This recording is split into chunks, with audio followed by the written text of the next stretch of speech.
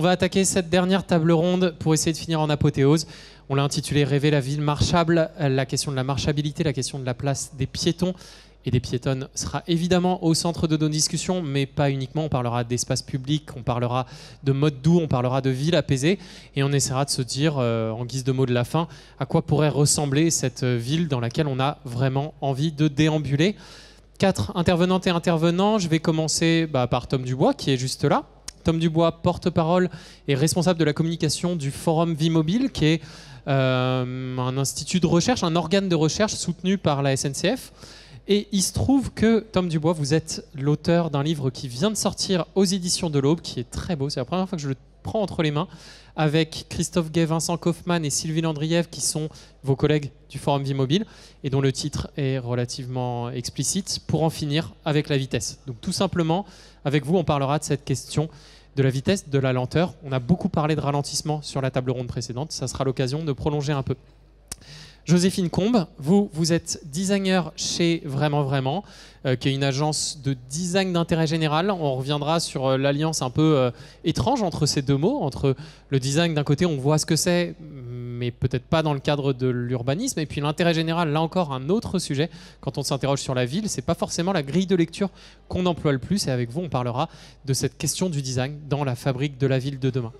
Catherine Debran, vous êtes psychologue social, alors consultante en psychologie sociale plus exactement chez Nova7, un bureau d'études lyonnais qui fait de l'innovation de service, de l'accompagnement, du conseil, des études, avec toujours cette question de l'usager au cœur de vos méthodes, que ce soit vos méthodes à vous en tant que psychologue social, mais aussi chez Nova7, de toujours interroger la question des usages et des usagers. Ça a été beaucoup discuté pendant les tables rondes précédentes et ça sera encore l'occasion de prolonger. Et puis Laurent Michelin, vous êtes le directeur nouvelles offres et design chez Bouygues Immobilier. C'est un mot qui est nouveau chez Bouygues Immobilier, la question du design. On voit qu'elle va un peu traverser les discussions qu'on va avoir aujourd'hui, puisque finalement, inventer la ville de demain et inventer les espaces publics de demain, ça implique beaucoup de choses, se mettre à hauteur d'habitants, se mettre à hauteur de piétons aussi. Alors, je voulais lancer avec cette question assez ouverte. Mais concrètement, est-ce que c'est ça, la ville de demain? C'est se mettre dans les yeux d'un piéton, dans les pas d'un piéton, et essayer de construire des espaces publics qui soient à son échelle? Catherine Debran ou Joséphine Combe, je proposais de commencer avec l'une de vous qui avait la spécificité de mettre ça au cœur de vos démarches professionnelles. Oui.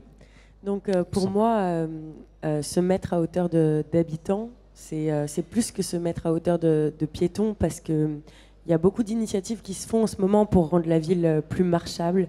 Il y a des initiatives de piétonisation, de travail sur la signalétique, de travail sur des applications qui essayent de ludifier un petit peu tout ce qui est le marchable en ville.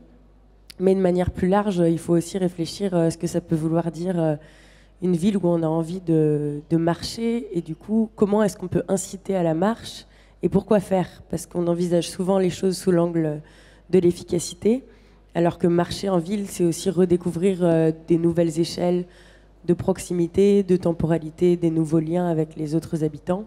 Et du coup, c'est se poser la question de ce qui peut donner envie de marcher, et aussi des personnes qui marchent déjà, parce qu'il y a énormément de contextes de marche différents, et qu'on peut se demander qu'est-ce que ça peut vouloir dire de marcher en centre-ville, qu'est-ce que ça peut vouloir dire de marcher en banlieue, de marcher quand on n'a pas forcément les moyens de payer un ticket de transport, ou au contraire parce qu'on est motivé par des enjeux de santé. Donc voilà, c'est un petit peu toutes ces questions-là de qui marche, pourquoi, et qu'est-ce qui peut donner envie de marcher aujourd'hui et demain encore plus, vu qu'il y a des enjeux là-dedans de mobilité durable et d'apaisement des flux, de coexistence avec tous les modes de transport qu'on connaît aujourd'hui et qui coexistent très mal d'ailleurs en ville. Joséphine Combe, vous, chez Vraiment Vraiment, vous mettez en œuvre ce que Catherine Debran disait juste à l'instant sur la nécessité de donner envie de marcher aussi. Vous travaillez notamment sur des questions de signalétique, des passages piétons qui sont aussi réinventés. C'est quoi le rôle du designer, ou de la designer dans votre cas, pour donner envie de marcher? Si là, on ne s'adresse pas à tous les publics, mais vraiment comment on peut donner envie de marcher? Avant tout, pour donner envie de marcher, c'est la question de la désirabilité. Il faut que dans les aménagements, les usagers s'y reconnaissent. Mais je pense que, je vais peut-être d'abord repartir de l'idée du design d'intérêt général, parce que, en fait, on est tous piétons, et c'est ça que peut-être les habitants, tout le monde, on oublie un petit peu. Et d'une part, en fait, la cohabitation des usagers dans l'espace public, c'est un sujet d'intérêt général. Comme disait Catherine, on a vraiment priorisé la performance jusqu'ici, de la fluidité du trafic, de l'espace de stationnement, typiquement. Mais aujourd'hui, l'intérêt général, c'est aussi mettre en parallèle le lien social, l'écologie, l'économie, et se rappeler aussi que le piéton, en fait, il a toutes ses particularités. Il a les particularités d'âge, de genre, de la manière dont il peut ou pas se mouvoir, et aussi des choses qui transportent. Et tout ça, ça fait qu'au final, il faut qu'on regarde le piéton et certains piétons, certains usagers, pour pouvoir construire une ville accessible à tous. Et donc, pour comment en fait rendre la vie désirable pour le piéton, nous en fait, on commence par s'immerger, on va des phases d'immersion pour en fait comprendre, écouter les usagers. Et en fait, là où je pense que le designer a son véritable rôle, c'est dans le prototypage. Et c'est notre rôle en fait d'opérationnaliser en quelque sorte toutes les théories, toute la science qui est balbutiante sur la marche et qui, en fait, si on ne la met pas en pratique, on ne pourra pas tester les choses. Si on ne teste pas, on ne peut pas évaluer, donc on ne peut pas convaincre.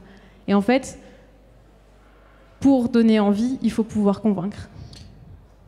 Et cette question-là que vous évoquez, on se rend compte qu'effectivement, la marche, aussi paradoxale que ça puisse paraître, ça a été longtemps un impensé dans la question de la ville. Je pense qu'on aura l'occasion beaucoup d'y revenir dans la table ronde. Mais je me tourne du coup vers Laurent Michelin. Côté Bouygues Immobilier, cette problématique de la marche, c'est aussi, j'allais dire, une redécouverte. C'est aussi lié à l'évolution de votre rôle de promoteur à aménageur. Ça change la manière dont on appréhende l'espace urbain qu'on produit. Mais concrètement, comment ça vient bouleverser votre métier ? Comment ça vient nourrir aussi une nouvelle manière de penser l'espace urbain ?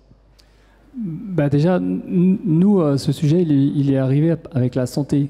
Les questions qu'on se posait sur l'urbanisme favorable à la santé. On a vu qu'il y avait 3 déterminants principaux, c'est l'activité physique, le lien social et l'alimentation. Et donc on s'est dit comment on peut jouer déjà sur l'activité physique, et l'activité physique la plus accessible à tous et la plus accessible sur le plan économique, c'est quand même la marche. Donc on est parti de là, et puis après on s'est dit en fait la marche c'est plus que ça, ça coche toutes les cases en fait. Ça coche le case de l'environnement, puisque plus on marche, moins on va prendre sa voiture. Ça coche la case de la santé, ça coche aussi la case de l'appropriation du quartier. Et je pose toujours une question, alors j'aime bien la poser au public, celle-ci, c'est essayez en fait de vous rappeler un quartier qui vous a marqué. N'importe lequel, qui vous vient à l'idée, un quartier qui vous a marqué et qui vous a laissé un bon souvenir. Je vous laisse un peu de temps pour le trouver. Vous l'avez tous en tête ? C'est bon ? Vous avez tous un quartier idéal ? Alors, qui a parcouru ce quartier en voiture ? Pas grand monde. Qui l'a parcouru en transport en commun ? En trottinette. Et qui l'a parcouru à pied ? Voilà. En fait, il reste quelques cyclistes peut-être par là-bas. Ah oui, j'ai oublié le vélo, pardon. Qui a parcouru en vélo ? D'accord. Bon, il y en a 3 et il y a beaucoup plus en pied. En fait, on s'est rendu compte, en posant cette question assez régulièrement, que c'est le meilleur moyen de s'approprier un quartier. Et si on propose des expériences de nature, comme on l'a évoqué tout à l'heure, c'est aussi le meilleur moyen de vivre des expériences de nature. Et donc, on se dit, il coche toutes les cases. Et donc, on a beaucoup travaillé sur ce sujet et on a mené, en fait, on a construit un quartier qu'on a livré il y a quelques temps, et on a fait un retour d'expérience avec donc une spécialiste, un sociologue anthropologue de la mobilité qui s'appelle Sonia Lavadino du bureau d'études Bifluide.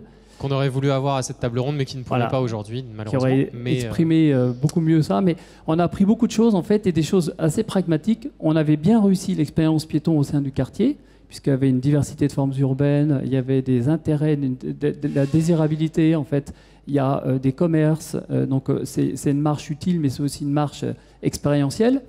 Par contre, on a loupé une chose, qui est de dire le marcheur, en fait, pour faire marcher, tout l'objectif, c'est de faire marcher les gens plus longtemps. Et donc, on a loupé le fait que le marcheur, il vient d'autres quartiers. Et donc, la couture qu'on avait faite entre notre quartier et les autres quartiers, elle n'était pas faite pour les marcheurs, elle était faite pour les voitures. Et là, en fait, le marcheur, il arrive, il a une première image assez négative de notre quartier, et donc il ne va pas plus loin. Donc là, on a loupé le fait que ce marcheur-là, il pourrait aller dans notre quartier avec des portes qu'on appelle relationnelles plutôt que des portes finalement fonctionnelles. Et on a loupé aussi une autre chose, qui était on a mis des attracteurs.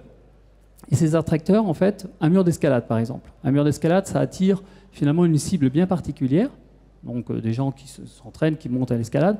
Et elle nous a dit, en fait, Sonia, mais en fait, si vous aviez mis simplement une deuxième peau, c'est-à-dire en fait un périmètre où vous aviez mis des rochers qui sont escaladables par les enfants, vous auriez eu des enfants qui venaient ici, voire imiter les adultes, et si vous aviez mis en plus des assises autour, vous auriez fait un point d'intérêt pour un marcheur qui viendrait s'asseoir et regarder regarder le spectacle plutôt.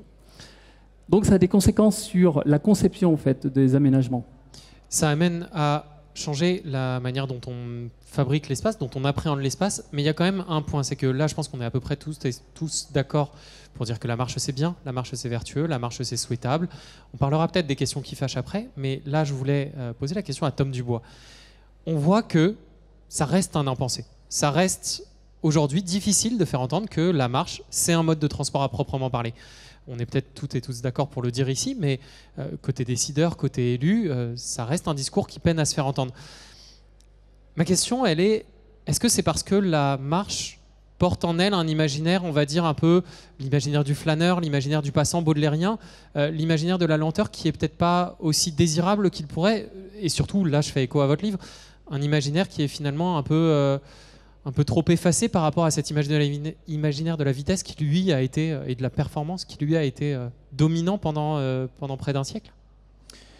Oui, effectivement, moi je dirais que c'est surtout ça, c'est surtout l'imaginaire de la vitesse qui est extrêmement dominant dans les villes depuis, on va dire, la moitié du XXe siècle et qui a continué à s'imposer avec des modes de déplacement de plus en plus rapides, de plus en plus accessibles, évidemment la voiture en premier lieu. Tout à l'heure, il y a Lise Bourdieu-Lepage qui posait une question, et pour faire le lien entre les deux tables rondes, je trouve intéressant de la rappeler.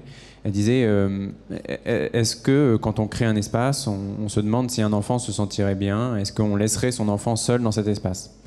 Typiquement, si on avait dit ça aux habitants des villes d'aujourd'hui il y a quelques dizaines d'années, en leur disant vous ne pourrez pas laisser vos enfants dans la rue tout seuls dans la rue parce que les voitures iront trop vite, ils risqueront de se faire renverser, et je pense qu'on aurait aménagé le territoire différemment. Mais on l'a pas fait et on s'est laissé séduire par un imaginaire de la vitesse qui représente la modernité, qui représente une émancipation, une liberté qui est réelle d'ailleurs par rapport à des territoires, par rapport à des modes de vie. Mais tout ça, c'est aussi une construction. Il ne faut pas oublier que la voiture, c'est le premier budget publicitaire, ou premier ou deuxième budget publicitaire en France. C'est énorme, et dans ces publicités on voit souvent des voitures qui sont toutes seules au milieu de la ville, où on appuie sur l'accélérateur sans difficulté. Donc ça, c'est un imaginaire qui est construit. Ce que je trouve intéressant, c'est que cet imaginaire de la vitesse, on le retrouve aussi au sein des campagnes qui sont menées pour favoriser l'usage du vélo. en fait, pendant un petit peu moins maintenant, mais au départ, le vélo, on voulait que ce soit un concurrent de la voiture, un concurrent plus efficace. Je ne sais pas si vous avez déjà entendu ça, mais souvent à Paris, on disait le vélo c'est mieux que la voiture, la vitesse moyenne est plus élevée. Et donc on se plaçait sur le même plan que la voiture. Il fallait faire mieux que la voiture et, si possible, aller plus vite. En réalité, si on veut vraiment changer de système de déplacement, si on veut vraiment que la marche un jour puisse prendre sa place, il faut certainement créer des imaginaires alternatifs à celui qui a dominé jusqu'ici, alternatifs à la voiture, c'est alternatif à la vitesse. C'est difficile parce qu'en fait, cette vitesse, et c'est ce qu'on raconte dans le bouquin, elle a organisé nos territoires, elle a organisé nos modes de vie. Et aujourd'hui, c'est très difficile de dire à quelqu'un qui habite loin de son travail, qui pratique ses activités à un endroit, qui va faire ses courses à un autre et qui habite encore ailleurs, de lui dire tu vas te passer de la vitesse et tu vas marcher. En fait, non, c'est pas possible demain. Donc ça veut dire qu'il faut repenser l'aménagement du territoire et il faut qu'il y ait un imaginaire derrière cet aménagement du territoire qui suive aussi. Et donc c'est un imaginaire de la proximité, nous c'est ce qu'on défend, qui va avec la réduction des vitesses tout simplement. Catherine Debrun, en tant que psychologue, vous êtes directement concernée par ce changement de logiciel. Est-ce que c'est possible de créer un imaginaire désirable de la marche ?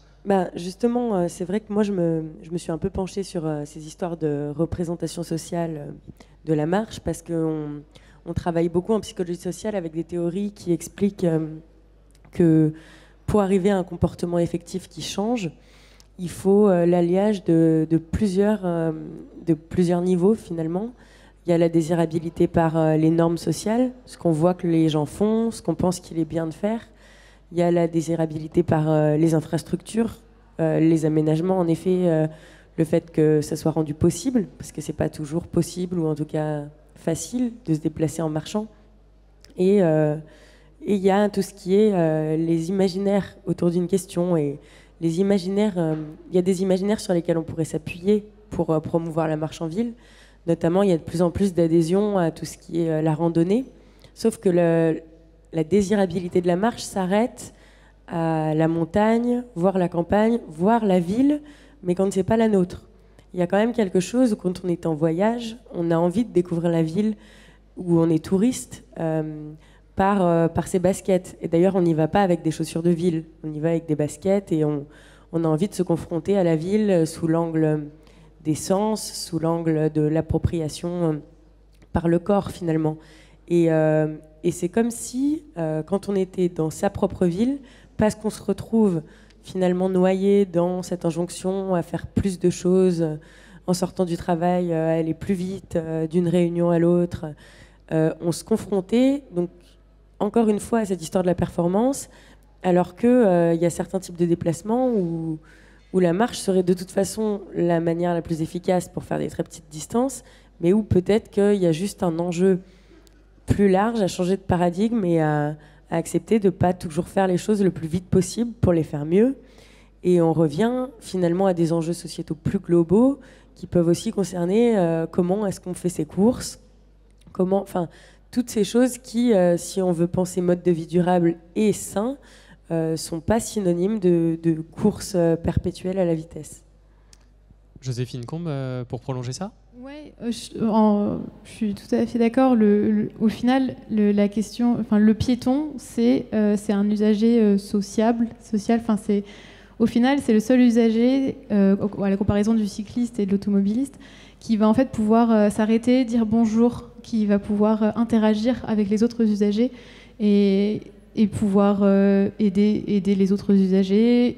Et en fait, le piéton, c'est la clé de voûte de la ville marchable. Donc, et si on veut une ville sociale, vraiment avec une sociabilité au cœur de la ville, il faudra qu'il y ait des piétons. Et aujourd'hui, c'est intéressant quand vous disiez tout à l'heure on a loupé, on a raté. Et c'est que, tout à fait, nous aussi, typiquement, quand je parle de prototype, et typiquement sur le sujet de la marche, on a des ratés. Et en fait, au final, c'est même pas la peine de les appeler des ratés, parce que c'est des tests Aujourd'hui, on a besoin, sur ce sujet-là, de tester, d'éprouver et surtout d'évaluer. Et on est un peu au balbutiement des modes vraiment opérationnels de la marche. Donc c'est le moment de vraiment tester et regarder ce qui est possible de faire pour ensuite pouvoir alimenter toute une sémantique, toute la science de la marche, comme il existe aujourd'hui une véritable science autour de la voiture et signalétique, etc. Exactement. Je suis toujours marqué de voir la manière dont certains objets urbains, je prends la parole, pardon, mais c'est un sujet qui me passionne pour le coup, mais typiquement les potelets. Typiquement, il y a tout un ensemble de mobilier urbain qui sont dédiés à la voiture, qui sont à destination de la voiture. En l'occurrence, les potelets, c'est pour empêcher les voitures de se garer sur du trottoir et qui viennent littéralement rétrécir l'espace alloué aux piétons. C'est quelque chose qui me fascine et effectivement, j'ai l'impression que ce changement de logiciel, il va y avoir du temps, il va y avoir beaucoup d'inertie. Et puis il va falloir... Pardon. Non, on est entre nous et puis c'est peut-être pas à moi de parler, mais après on passera la parole peut-être à Laurent Michelin pour rebondir sur cette question de l'évaluation. Est-ce que le raté, on le vit comme un raté quand on fait un quartier? Vous, c'était plus l'idée que vous aviez eu une intention et vous n'aviez pas réussi à faire ce que vous aviez comme intention? Enfin, on avait designé le quartier pour proposer une belle expérience piéton, mais ça date un peu. La conception a été faite il y a 10 ans. Le quartier, c'est Ginko à Bordeaux? C'est Ginko à Bordeaux, et donc on a bien traité le sujet de la voiture qui disparaît. On a bien réussi, mais on voulait faire un Rex pour aller plus loin, un retour d'expérience, et on manquait d'outils en fait pour évaluer. C'est pour ça qu'en fait tous les outils qu'a proposé Sonia Lavadino étaient intéressants. Donc elle a interrogé des passants, des piétons, et leur a demandé des cartes mentales. Elle a fait des cartes mentales, elle a fait des cartographies, elle a été à regarder. Donc nous, c'était de mesurer, d'avoir un retour d'expérience pour aller plus loin et améliorer encore cette expérience piéton. Alors c'est sûr que ça m'a interpellé ce que vous avez dit là, sur l'aménagement du territoire. C'est sûr que là, nous, on ne va pas régler le problème de la personne qui travaille à 30 km de son habitat. Mais au sein du quartier et autour du quartier, ceux qui veulent marcher, on va leur proposer des environnements de plus en plus favorables à la marche. C'est ça qu'on vise. Il y a quand même un paradoxe. Là, c'est au-delà de la vitesse. Votre livre, il est titré Pour en finir avec la vitesse. Mais j'ai l'impression, ça a été évoqué lors de la deuxième table ronde, qu'il y a en parallèle aujourd'hui la ville instantanée, la ville en livraison, où en fait on n'a même plus besoin de marcher pour aller en bas de chez soi acheter un burger ou quoi, parce qu'on va se faire livrer. Est-ce que, j'ai envie de poser la question, est-ce que le combat contre la vitesse et contre l'immédiateté, il est perdu d'avance, ou est-ce qu'il y a encore une place pour la lenteur? Laissez-nous de l'espoir. Dites-nous que oui. Moi, je suis relativement convaincu qu'il y a de la place. Pour deux raisons essentiellement. D'abord, parce que c'est un impératif écologique. Tout ce qui est vitesse, ça veut dire énergie et ça veut dire émission de CO2, généralement. Sauf en France où on peut dire que l'électricité est relativement décarbonée, mais c'est un autre débat. Donc, point 1. Et deuxième point, nous, on mène énormément d'enquêtes sur les aspirations des citoyens pour le futur, comment est-ce qu'ils aimeraient mener leur vie, comment est-ce qu'ils aimeraient se déplacer dans le futur, et on constate qu'il y a une vraie aspiration au ralentissement. Alors, le ralentissement, c'est pas uniquement se déplacer moins vite, mais c'est des vies moins intenses, moins stressantes, moins remplies. Et pour ça, ça nécessite une sorte de ralentissement, oui, qui passe par moins d'instantanéité, moins d'ubiquité. Donc ça veut dire on fait plein d'activités en même temps, un programme quotidien moins chargé. Donc c'est possible. Et nous, ce qu'on trouve très très fort, c'est que les deux vont dans le même sens vers celui d'un ralentissement. Est-ce que c'est possible de designer un espace qui soit prévu pour le chill, entre guillemets, enfin pour voilà, on n'est pas là pour être dans la course effrénée, mais on a des espaces urbains qui sont chill. En un sens, ici, sans faire de l'autopromo, on est sur un espace qui me paraît chill. Est-ce que c'est possible à grande échelle? Oui, après, ce qui est compliqué, c'est quand on touche un peu trop à la voirie. Donc, et c'est là qu'au final, la complexité peut-être du ralentissement, elle se trouve autour des personnes qui vont être les décideurs des aménagements, enfin qui vont décider des aménagements urbains et qui, en fait, où on va avoir des représentants, on peut avoir des représentants des transports en commun, représentants des automobilistes, Mais la voix du piéton, aujourd'hui, on l'a pas encore trop autour de cette table de décision. Et c'est à ce moment-là où c'est important que des bureaux d'études, vraiment, mais Novacet aussi, en fait, on prenne position autour de cette table pour pouvoir faire entendre une maîtrise d'usage et pouvoir accompagner des projets qui pourront rivaliser avec des projets d'aménagement de voirie dirigés par des ingénieurs de l'école Pont et Chaussée, quoi. Catherine ? Il s'agit en effet aussi de se demander ce qui peut faire qu'il y a du confort de marche, parce qu'il y a tout ce qui est du domaine de l'imaginaire, mais il y a aussi quand on se confronte à l'expérience réelle de la marche, comment ça se passe.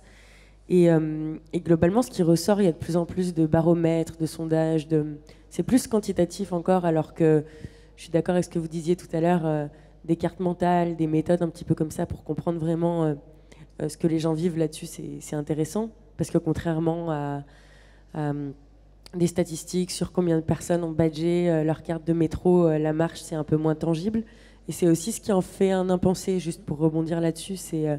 Avant, il y avait beaucoup de questionnaires qui disaient est-ce que pour aller au travail, vous avez pris votre voiture, le métro, le bus, le vélo ou rien? Et la marche, c'était rien. Et il y a un petit peu quelque chose de l'impensé aussi, parce qu'on manque peut-être d'outils et que ça reste du domaine du qualitatif pour arriver à comprendre.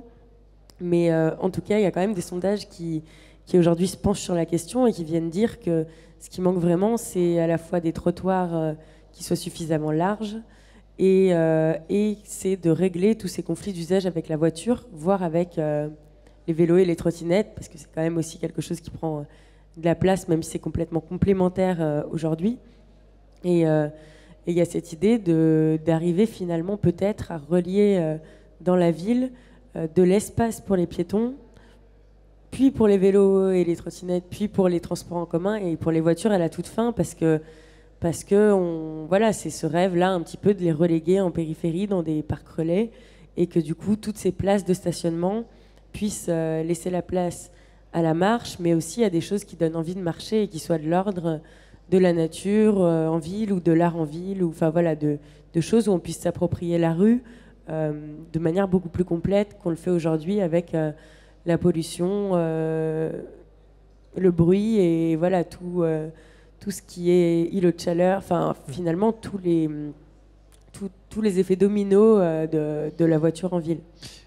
Juste parce que vous l'avez mentionné, là il y a un baromètre des villes marchables qui est sorti, qui a été publié il y a quelques semaines à peine, qui se calquait sur le baromètre des villes cyclables. Et pour le coup, c'était assez intéressant de noter deux choses. D'une part, que ce baromètre il avait été soutenu en partie aussi par la Fédération de la randonnée pédestre. Donc on retrouve cet imaginaire de la randonnée qui ressort là-dedans. Mais aussi et surtout qu'il s'inspirait de démarches qui existent déjà depuis plus longtemps, de baromètres des villes cyclables. Et c'est vrai qu'on a le sentiment qu'il n'y a pas de pouvoir, il n'y a pas de contre-pouvoir entre guillemets, il n'y a pas d'association de défense des piétons, il en existe quelques-unes, mais il y a des associations, 40 millions d'automobilistes, il y a des associations de cyclistes qui sont extrêmement entendables dans le débat public. On a l'impression qu'il n'y a pas de ce groupe de piétons, parce que tout le monde est piéton, donc en gros personne n'est piéton. Tom Dubois, est-ce que, avant qu'on enchaîne sur les questions, est-ce que si on veut faire une transition mobilière, qui est l'objet de cette transition du Forum Vie Mobile, mobilitaire, il me manque une lettre. Si on veut aller vers cette transition mobilitaire, cette évolution des modes de vie, est-ce que ça implique d'avoir une sorte de contre-pouvoir piéton qu'on mette un peu au sommet du podium de la ville ? Oui, tout à fait. Alors vraiment, je suis d'accord avec tout ce qui vient d'être dit. J'ai fait une petite étude sur comment faire pour que les décideurs se saisissent davantage de la question de la marche. Et le premier frein, c'était la marche, c'est trop évident. On marche tous au quotidien pour prendre sa voiture, pour prendre les transports en commun, pour prendre son vélo. Il y a toujours un moment où on marche, quoi. Et en plus, on se débrouille bien. C'est-à-dire que même quand la route n'est pas très agréable, quand il y a un obstacle, etc., on arrive à l'enjamber, etc. Et ça fait que on se plaint pas beaucoup et globalement, les élus disent ça fonctionne. En fait, la marche, elle est de ce fait invisibilisée et il faut des outils, il faut créer. Donc le premier point, c'est qu'il faut créer des outils pour la rendre visible. Donc ce baromètre, c'est une très bonne chose, une très bonne première chose. Et, à mon avis, il faut beaucoup d'autres choses encore à mettre en œuvre. Il faut calculer la marche, il faut calculer les piétons, il faut calculer le nombre de trottoirs, le kilomètre de trottoir comme on le fait pour les pistes cyclables. Il faut tout calculer pour les rendre visibles. L'autre point, c'est qu'il y a un écosystème énorme autour de la marche qui s'ignore, des opérateurs, des personnes qui s'ignorent eux-mêmes parfois, hein, et qu'il faut réussir à réunir, à mobiliser. Donc là, pour le baromètre des villes marchables, pour le coup, ils ont réussi à se réunir dans une association qui s'appelle Place aux piétons, et ça, c'est vraiment une bonne chose, parce qu'avant, il y avait petites associations qui n'étaient pas ensemble, mais on peut aller plus loin. Il y a les acteurs de l'environnement qui doivent se saisir de la question de la marche en disant que oui, c'est quelque chose d'écologique et il faut le porter. Il y a les acteurs de la santé qui doivent s'en saisir, donc on en parlait tout à l'heure, c'est une petite activité physique quotidienne, accessible à presque tout le monde, qui est très bénéfique pour la santé. Il y a notamment la Fédération française des cardiologues qui avait fait une publicité très rigolote qui s'appelait Oh My Dog et qui a raconté pourquoi le fait d'avoir un chien à la maison augmentait l'espérance de vie. C'est parce que en fait, on est obligé de sortir son chien et donc on marche. Il y a les acteurs du vélo. Aujourd'hui, il y a une confrontation entre les cyclistes et les piétons, alors qu'en réalité, ils ont des ennemis en commun ils pourraient se réunir pour les combattre. Ils ont des intérêts communs. Il y a les transporteurs, les transports en commun. Les piétons, la marche, c'est le meilleur allié des transports en commun. On marche pour aller dans les transports en commun, donc il faut que les opérateurs s'en saisissent. Il faudrait même, en réalité, qu'ils aient la compétence marche. Hein. Nous, on plaide pour ça, pour que ça fasse partie des appels d'offres. Et il y en a d'autres encore. Il faudrait du lobbying industriel, comme il peut y avoir pour le vélo ou la voiture. Hein. Donc, je sais pas, les fabricants de baskets, de podomètres, de bitume, je sais pas. Et puis, il y a les commerçants qui, pendant longtemps, ont eu peur de la marche, qui disaient, bah non, si no parking, no business. Voilà, c'était ça. Si les gens peuvent pas se garer, il y aura pas de business. En réalité, les études montrent que plus un quartier est marchable, plus les petits commerces de proximité, on en revient là, fonctionnent bien. Donc, voilà, il y a des synergies à créer. Et même, j'avais été marqué, même des commerces périurbains, des grandes surfaces profitent de la marche. Et il y avait un véritable public qui se rend dans des centres commerciaux de périphérie à pied. Ça existe, c'est pas la majorité, mais voilà. 2 points peut-être pour aller dans votre sens et puis conclure cette table ronde. Il y avait cette initiative de Legible London qui avait été portée à Londres, ça doit faire maintenant 15 ans, et dont l'objectif était d'inciter à la marche pour réduire les congestions. En fait, d'inciter les gens à marcher plutôt que de prendre le métro pendant une station. Ça permet de réduire les pics de charge et donc d'améliorer les services de transport. Puis il y avait cette phrase, je voulais commencer là-dessus, je l'ai oublié, mais c'était Georges Amar, responsable de la prospective à la RATP. On est encore dans le métro, il y a pareil 15 ans, qui disait que l'homme de demain aura juste besoin d'un smartphone et d'une paire de baskets pour naviguer dans la ville. Il ajoutait même qu'en vrai, le smartphone, on peut s'en passer. Avec une bonne signalétique, on peut marcher facilement. Mais voilà, une bonne paire de baskets, c'est tout ce qu'il faut finalement pour être marcheur. La question de la marche au centre de la ville de demain, sauf si l'une ou l'un d'entre vous a envie d'ajouter et de prolonger ça, moi ce que je vous propose, c'est qu'on discute avec vous, qu'on finisse aussi cette table ronde, on a le temps. Donc si vous avez des questions, partez là-dessus, si ça vous va. Et si vous avez des choses que vous vouliez rajouter et que là je vous ai un peu coupé l'herbe sous le pied, vous n'hésitez pas à rajouter, ça vous va ? Merci beaucoup. Ce que je trouve intéressant dans ce que vous avez relevé à plusieurs reprises, mais c'est sur ça qu'on a terminé finalement, c'est que la marche, elle est ressentie comme improductive. La plupart de la science de la marche qu'on a pour l'instant, à part dans le domaine de la santé, c'est dans le domaine de l'art plutôt, que les artistes s'approprient beaucoup ces moyens d'occupation. Et du coup, le problème, c'est... Là, on a soulevé quelques points possibles, mais en réalité, c'est vrai que l'aspect industriel, par exemple, qui pèse souvent, là, on ne peut pas le faire jouer.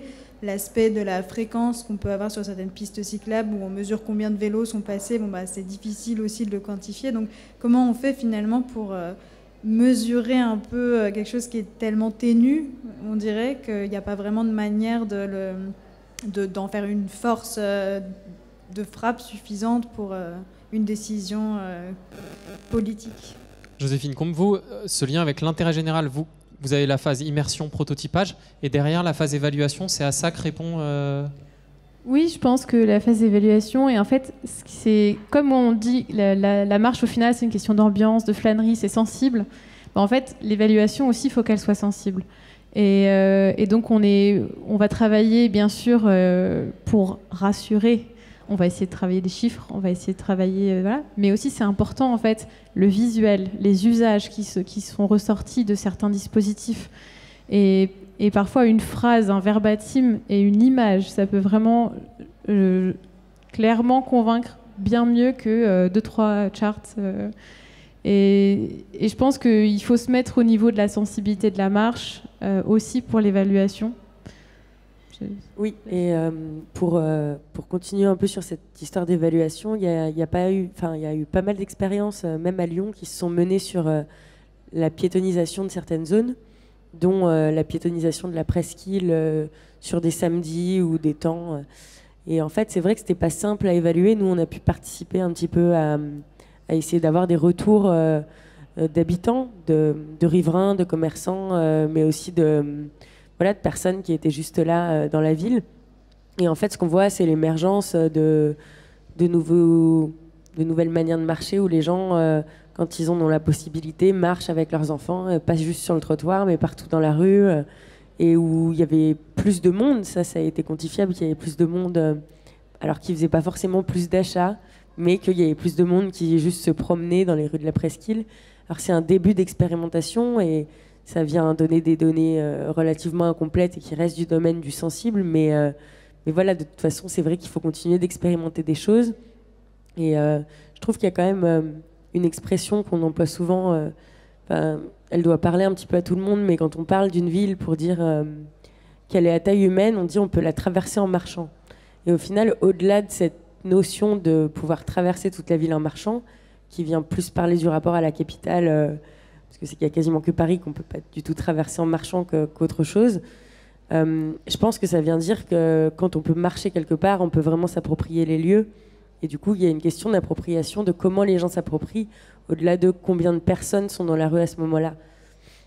J'ai envie de profiter de quelque chose que vous m'aviez dit en préparant cette table ronde, Laurent Michelin, que marcher, c'est presque une expérience de vie. Et se mettre dans les yeux d'un piéton, quand on est constructeur, enfin quand on participe à la fabrique de la ville, ça amène à produire même les bâtiments différemment, parce qu'au final, on les regarde plus avec les yeux du promoteur ou les yeux du plan de l'architecte qui dessine avec cette vue du dessus. On la regarde à hauteur de 1m60, 70, 80 pour les plus grands. Donc on fait beaucoup plus attention au pied d'immeuble déjà, puisque c'est ce qui anime le quartier. Et puis en fait, on fait attention à tout son cheminement. Et on a fait ici, avec Strat, on a fait beaucoup de travaux. Strat, l'école de design. Strat, l'école de design, qu'on a présenté ici. Et il y avait l'urbaniste qui a posé. On a travaillé sur les 5 échelles, en fait, donc du logement jusqu'à la rue. Et l'urbaniste a posé la question. Je dis, mais pourquoi vous êtes parti du logement? Nous, on part de la rue, on part de l'espace public pour arriver au logement. Et en fait, la réponse de l'école de design, c'était nous, ce qui nous intéresse, c'est l'espace à proximité, à hauteur du piéton, à hauteur de l'habitant. Donc, c'est d'abord cet espace-là qui nous intéresse. Donc, les deux démarches sont très complémentaires. C'est pour ça que nous, on introduit le design en fait, chez Bouygues Immobilier. Ça sert pour le logement, bien sûr, mais ça sert aussi pour l'urbanisme, l'aménagement, parce qu'en fait, c'est deux visions complètement complémentaires. On devrait commencer par ça. On devrait commencer par le cheminement du piéton qui rentre dans le quartier et jusqu'au hall d'immeuble, enfin jusqu'à l'habitat en passant par le hall d'immeuble. J'arrête de relancer des questions, enfin de monopoliser la parole. Il y a des questions dans le public. Mais je vous jure, je pourrais y passer jusqu'à 22h, fermeture du lieu. C'est vraiment un sujet passionnant. Bonjour. Alors je vais essayer de poser qu'une question parce que je pourrais vous en poser beaucoup. On parle beaucoup de la marche sensible et c'est quelque chose de très intéressant. On a parlé de ça dans Lavatino et de ses travaux. Et on parle beaucoup finalement de marche au cœur de ville. Mais ce que je me demande, c'est est-ce qu'il n'y a pas un enjeu aussi de raccommoder le centre-ville avec sa périphérie, avec sa banlieue, avec ses parcs urbains, avec sa proche nature, entre guillemets, comme fait un petit peu, je ne sais pas, je pourrais citer le bureau des guides à Marseille et le GR13, Enlarge Paris, et voilà, plein d'expériences qui allient l'expertise, le sensible. En fait, à la fois, il y a tout un tas de compétences, et à la fois, tout le monde participe à ces grandes caravanes pendant 1 ou 2 jours de marche. Est-ce qu'il n'y a pas des vrais enjeux là aussi? Alors, oui, complètement. Nous, au Forum Vie Mobile, on travaille sur la place des déplacements dans la vie des gens en général. Et donc, du coup, généralement, la vie, c'est pas que dans un centre-ville, c'est sur une multitude d'espaces. Et donc, du coup, quand on veut changer de système de déplacement, si on veut moins utiliser sa voiture, par exemple, ça veut dire qu'il faut être en mesure de relier ces espaces différemment, à moins qu'on évite certains déplacements qui peuvent devenir inutiles, par exemple, avec le télétravail pour certains. On constate que généralement les politiques publiques oublient ça. Donc il y a eu un certain nombre de projets intéressants qui ont été menés, mais qui ont été des piétonisations de centre-ville, piétonisation de places, de rues, qui ont avant tout un objectif de créer un centre de chalandise avec une visée commerciale, avec une visée d'image, de marketing territorial, mais ça ne change rien au système de déplacement à l'échelle de la métropole, du bassin de vie. Et donc il faut absolument réfléchir à la marche à ces échelles-là. Comment est-ce qu'on fait? Donc par exemple, l'exemple de Bruxelles qu'on a étudié est très intéressant, c'est qu'ils ont fait une piétonisation du centre de la ville sans réfléchir aux liens, aux connexions avec sa périphérie. Et donc du coup, les gens venaient en voiture, se garaient autour du centre piéton, descendaient de leur voiture, marchaient dans le centre-ville, reprenaient leur voiture, repartaient. Et c'est pas ce qu'on veut. Ce qu'on veut, c'est que les gens puissent vraiment faire leur déplacement en voiture, à pied, pardon, ou en lien avec les transports en commun ou avec le vélo. Et donc il faut des systèmes, des cheminements qui soient bien au-delà des centres-villes. Et pour rebondir un petit peu là-dessus, je pense qu'il y a aussi donc il y a ces clusters un peu de marchabilité qui sont pas reliés les uns aux autres et qui font des coupures entre des territoires. Et il y a, pour revenir, mais parce que c'est un sujet qui me tient à cœur, mais il y a juste l'idée de ne pas pouvoir marcher de manière juste sécuritaire dans des endroits qui sont plus éloignés du centre-ville, voire plus les endroits sont pauvres, moins c'est possible de marcher parce qu'il y a des zones d'activité autour, et que là pour le coup on est vraiment dans le royaume de la voiture et que rien n'est fait pour finalement au-delà de marcher pour vivre dans ces endroits. Et du coup ça se réfléchit en termes vraiment d'aménagement de voirie, mais aussi d'éclairage public. On n'a pas encore parlé vraiment de ça, mais il y a tout un enjeu de sentiment de sécurité quand on marche, où ça va être très différent quand on rentre seul la nuit, de se sentir ou pas à l'aise pour marcher sur un trottoir ou même sur une absence de trottoir quand c'est pas bien éclairé. Et il y a un petit peu toutes ces questions-là qui font qu'en effet, on a tendance, quand on pense ville marchable, à penser à l'hyper-centre-ville et comment faire pour que le tout dernier kilomètre soit fait à pied, mais il y a aussi tous ces enjeux de penser toute la ville au sens large sur ces questions de mobilité douce. On a évoqué le sujet de la marche comme étant vraiment un mode de déplacement et donc vraiment sur la question de la mobilité. Mais on a peu évoqué ce soir le sujet de la position statique dans l'espace public et notamment des personnes qui ne marchent pas forcément, ou en tout cas dont la présence dans l'espace public n'est pas l'objet d'un déplacement, et notamment des personnes, je pense, qui vivent dans la rue, des personnes qui dorment dans la rue. Comment est-ce que ces personnes-là, vous arrivez à les intégrer dans ces réflexions et quelle place ils peuvent avoir, justement? Peut-être Joséphine sur la question, pour moi cette question elle évoque aussi plus généralement la nécessité quand on est dans le design de penser à tous les utilisateurs, et parmi ces utilisateurs il y a aussi ces publics-là. Notre c'est un peu ce que je disais tout à l'heure, où en fait on va designer pour certains afin que la ville soit accessible à tous. Donc il y a un enjeu dans nos phases d'immersion d'aller vraiment à la rencontre d'usagers vraiment très variés, et sous le prétexte du test, c'est bien l'expérimentation aussi, de pouvoir en fait tester parfois des aménagements qui pourraient déranger. Alors typiquement, on peut avoir le skatepark On peut avoir, vraiment venir récupérer de l'espace pour élargir les trottoirs, pour qu'enfin les poussettes, les personnes à mobilité réduite puissent passer. Et en fait, ça va envers rager plein, mais c'est grâce à l'expérimentation qu'on peut en fait vraiment montrer que ça a ses légitimités, en fait, ce genre de dispositif.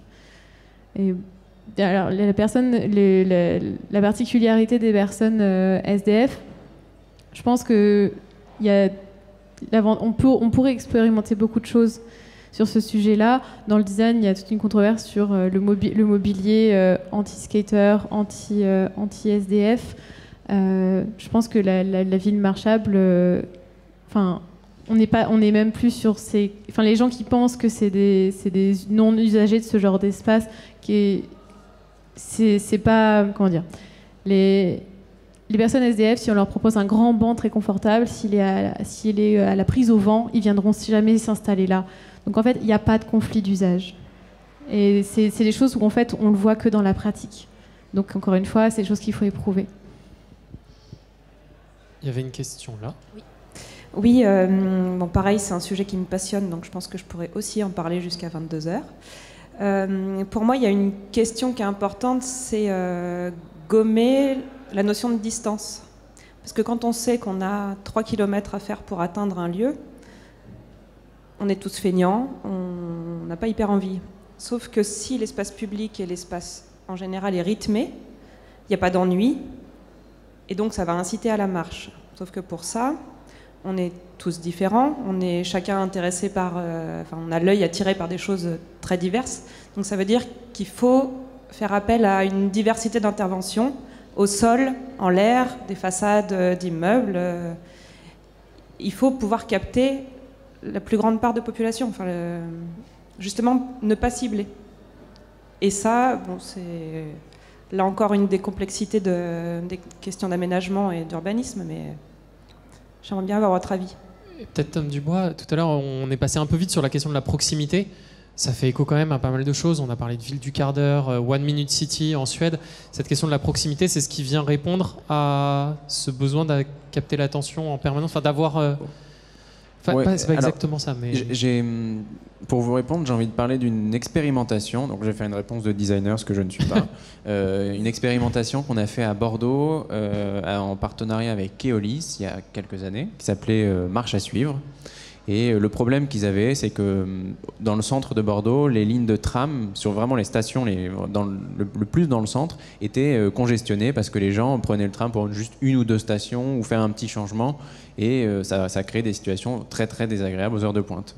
Et donc on a réfléchi avec eux pour essayer de se dire, mais est-ce qu'on ne pourrait pas faire marcher ces personnes-là sur des distances qui sont finalement assez courtes. Et donc on a travaillé avec 2 jeunes urbanistes qui ont proposé un dispositif. L'idée, c'était que dans le tram, il y ait des annonces et qui disent pour rejoindre telle station, vous pouvez le faire à pied, ce sera pas plus long, parce qu'en réalité, c'était rarement plus long, parfois plus court, mais pas toujours, et plus agréable. À la sortie, sur les arrêts de bus et de tram, il y avait des plans du cheminement à faire à pied. Et ensuite on a fait des marquages au sol et on distribuait aussi des petits flyers où on expliquait ce qu'ils allaient voir sur le chemin. Et donc du coup on leur proposait un cheminement qui passait par le parc alors que c'était pas forcément ce qu'il y avait de plus rapide, avec l'alternative rapide, un cheminement qui allait passer devant tel château, tel bâtiment, pourquoi ce bâtiment est intéressant, juste une petite information qui fait lever le nez, et tout d'un coup le chemin paraît beaucoup plus court. Et ça me permet de répondre aussi à la première question sur le fait de chiffrer un petit peu. Là, le résultat de cette expérimentation, c'est qu'en gros, entre 3 et 5% des personnes qui étaient dans le tram avaient testé la marche. Donc, moi, quand j'ai vu les résultats, je me suis dit, c'est raté, visiblement, ça marche pas. Et en fait, pour désaturer des transports en commun, c'est largement suffisant. En fait, à partir de ce moment-là, ça redevient confortable. Et donc, du coup, c'était réussi. Et donc là, on avait un chiffre, on disait, oui, ça marche, quoi. C'est le principe de bison futé adapté au tramway. Ça évoque quand même, je pense, la question du design. On en a parlé, signalétique, marquage au sol, des choses qu'on a beaucoup vues aussi avec le confinement, qui interrogent directement la manière dont on va faire lever le nez, entre guillemets, aux piétons. Oui, lever le nez. Alors pour la question de marchabilité, au final, je pense que ce qui fera lever le nez, et surtout ce qui fera que les usagers vont aller marcher, il y a quand même un grand enjeu sur le piéton qui se sent en sécurité. À partir de ce moment-là, on peut proposer ce qu'on veut, même si ça ne leur plaît pas trop, s'ils se sentent en sécurité, le piéton ira déjà bien plus facilement. Et ça se traduit par des comportements, comme disait très bien Catherine, soudainement des parents qui vont lâcher la main de leur enfant dans certains espaces. Et ça, c'est la preuve d'un projet réussi. Mais pour revenir un petit peu sur les fausses idées, en fait, au final, que certains piétons peuvent avoir sur les distances, nous, en ce moment, on est vraiment confrontés à ça sur un projet de piétonisation aux abords des écoles, avec une immersion qui a révélé totalement des parents qui habitaient à 5 minutes à pied, mais qui venaient quand même en voiture, parce qu'en fait, mon enfant marche trop lentement, et il y avait toujours plein de superbes excuses. Et en fait, dans le cadre de ce projet, on a pas mal de dispositifs à réfléchir, que ce soit des fermetures partielles de rue, du marquage au sol, de la signalétique et tout. Mais au final, le dispositif phare pour l'instant qui va être mis en place, ça va être d'afficher une carte de marchabilité dans les cahiers de liaison et sur les portes de l'école. Et ça, au final, après, tout le reste, c'est améliorer l'environnement et l'aménagement urbain. Donc ça va être le marquage au sol devant l'école, récupérer des places de stationnement pour offrir un espèce de sas et d'espace dans la ville pour les enfants. Après, c'est du bonus, mais si on arrive à casser un peu les fausses idées sur la marche, on aura déjà fait une bonne partie du travail. On va prendre une dernière question, peut-être s'il y en a, mais de toute façon, ce que je retiens de là, au final, c'est pas si compliqué. Si on revient à l'essence même, indiquer la marchabilité, montrer que c'est possible et qu'en plus c'est souhaitable, que c'est désirable, on a à peu près résolu 90% des problèmes, du moment que on se sent en sécurité aussi dans cet espace. Ça, c'est peut-être la partie un peu plus compliquée. Une dernière question. Oui, désolé, c'est juste que ce que vous venez d'évoquer, ça me pose juste une question. Est-ce qu'on sait si Citymapper, par exemple, ou d'autres GPS ont donné des données qui permettraient d'estimer s'il y a beaucoup... Parce qu'ils proposent ce genre de trajectoire maintenant beaucoup plus adaptée, grandes artères, quand on rentre la nuit, des choses comme ça. Est-ce qu'il y a des chiffres qui montrent s'il y a une adoption de ces trajectoires ou pas? Parce que dans une ville étrangère, par exemple, ou chez soi, on a beaucoup plus tendance à marcher, comme vous l'avez indiqué, s'il y a des cartes et des fléchages. Donc le GPS, c'est le fléchage ultime. Est-ce que ça a eu un impact sur les pratiques de marchabilité en ville ou... Moi, j'ai aucune donnée là-dessus. Alors, c'est peut-être parce que... je sais pas si... Je parle qu'en mon nom, parce que pour le coup, si ça se trouve, elles existent. Mais j'ai l'impression que ça peut être juste... vu que c'est une application, notamment Citymapper, qui est privée, que les données sont juste détenues à titre commercial pour elles. Mais c'est vrai que ça pose vraiment la question, parce que Citymapper, à mon avis, a beaucoup œuvré à ce report modèle-là. Moi-même...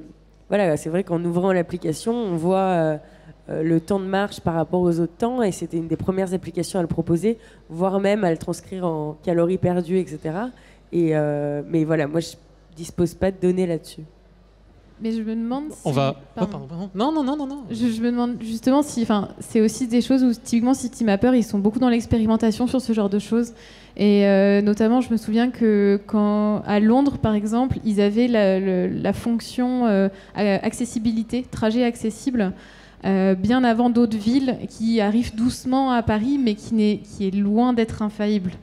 Et donc, je pense qu'eux aussi sont aussi beaucoup dans une démarche de « Ok, est-ce que ça marche? Est-ce que les gens l'utilisent ?» Mais c'est vrai que je pense que je serais la première ravie d'avoir des retours sur ce genre d'infos.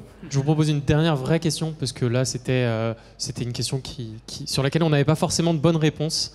Et après, on s'arrêtera. Alors, désolé, pour le coup, c'était pas une question, c'était plus pour réagir par rapport à Citymapper. Okay. C'est simplement le seul fait que... quand c'est une marche très courte, Citymapper indique c'est vraiment la porte à côté, vous pouvez y aller à pied, et c'est quelque chose de simple, mais que je trouve intéressant, parce qu'en fait ça va davantage inciter à justement à aller faire cette distance-là à pied. Voilà. Et au final, on a eu la réponse à la question.